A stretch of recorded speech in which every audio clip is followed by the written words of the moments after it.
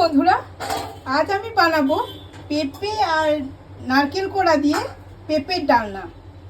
এর জন্য নিয়েছি একটা পেঁপে কেটে নিয়েছি ডুমো করে, আলু ডুমো করে কেটে নিয়েছি, টমেটো, কাঁচা লঙ্কা, আদা নিয়ে নিয়েছি, ধনে গুঁড়ো, জিরে গুঁড়ো, কাশ্মীরি লঙ্কার গুঁড়ো নিয়ে নিয়েছি, তেজপাতা, শুকনো লঙ্কা, গোটা জিরে, এলাচ, দারচিনি, লবঙ্গ নিয়েছি, হলুদ, নুন, চিনি আর ঘি।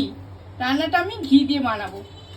গ্যাস জ্বালিয়ে কড়াতে জল দিয়ে একটু নুন, একটু হলুদ দিলাম, পেঁপেটাকে দিয়ে দেবো, একটু ভাপিয়ে নেব পেঁপেটাকে। পেঁপেটা ভাপানো হয়ে গেছে, এটা আমি নামিয়ে নেব। দেবো আদা, লঙ্কা, টমেটো, মিহি পেস্ট বানিয়ে নেব। কড়াই বসিয়ে দিয়েছি, এবার দিয়ে দেবো 2 চামচ ঘি। গরম হয়ে গেছে, এবার আলুটা ভেজে নেব।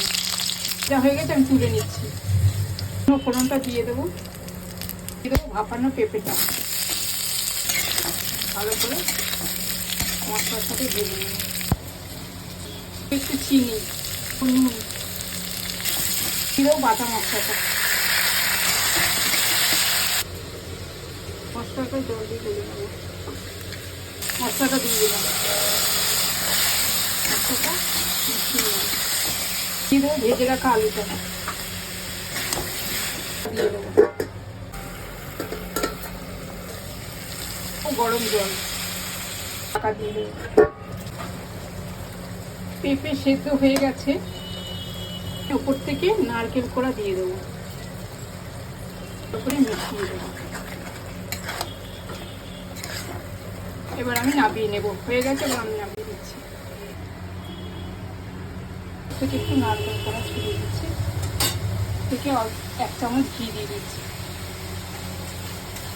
নিরামিষ এই পেঁপে রেসিপিটা যদি আপনাদের ভালো লেগে থাকে অবশ্যই লাইক করবেন, কমেন্ট করবেন।